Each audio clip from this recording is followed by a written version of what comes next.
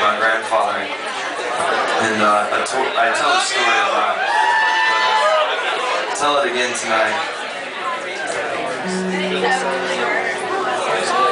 My grandfather George fought in the Battle of the Bulge in World War II, and he was a medic over there and probably shot some people. And, he's a good storyteller. He tells some fibs, I think, for the sake of entertainment, which is what I do for a living. And he told me when I was little that he shot Adolf Hitler, and then he had his mustache in his back pocket. So I go around every night and tell people that he shot Hitler and sing his song for him. My grandpa and I got to fly up to New York and make a video for this song together. He griped and complained the whole time. We went up there and we got to the studio and he's looking at me, he's drumming his hand on the counter. He goes, "What the hell is this going to take 3 days for?" I said, "I don't know, I'm just really excited to have you here. I hope that you start showing some enthusiasm." But he eventually perked up, and by the middle of the first day, he was like sitting in his movie star chair saying, "Hey, you better get this in one take. I'm getting tired."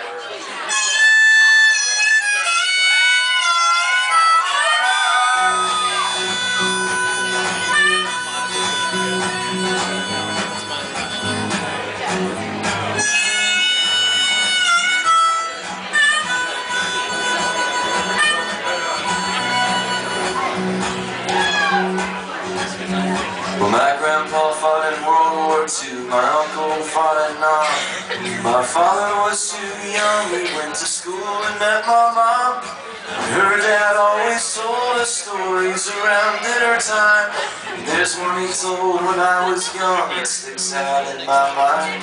He said 10 years after Daddy taught me about the birds and bees, I was stranded in Pearl Harbor fighting off the Japanese. When the kamikaze pilots came and dove in without warning, I was on the Arizona on a warm December morning. I remember when I was a younger man, we were soldiers fighting in a foreign land. Now I'm older, and it's happening again. But it was hard to have forgiveness for the things they did that day, and our president decided we should make their people pay. So we dropped on Nagasaki and we cut them down to size, and the one we dropped on Hiroshima left them vaporized. And I heard some Christians say, what would Jesus do? What if you were on the wrong side? Would he point the gun at you? And they read through every word of Matthew, Mark, and Luke, and John, so they could see if killing was the side that Christ was on.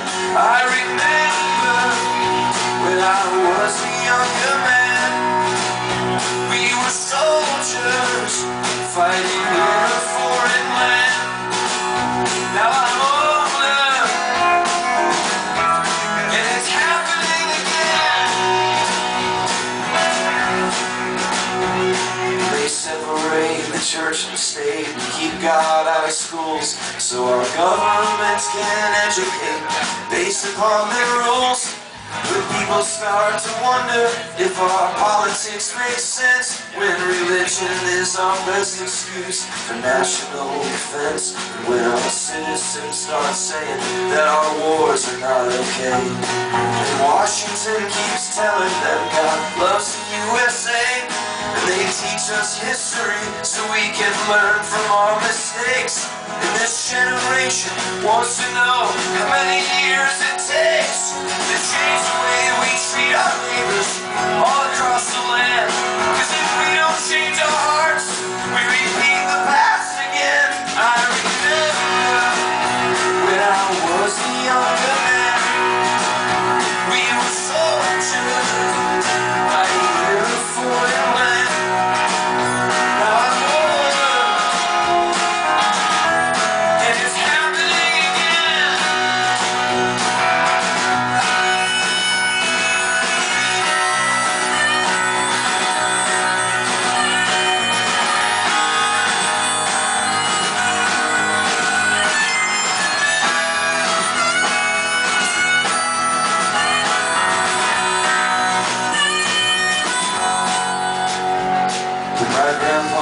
finished talking, we went walking, he and I was thinking of the future and how scared I was to die.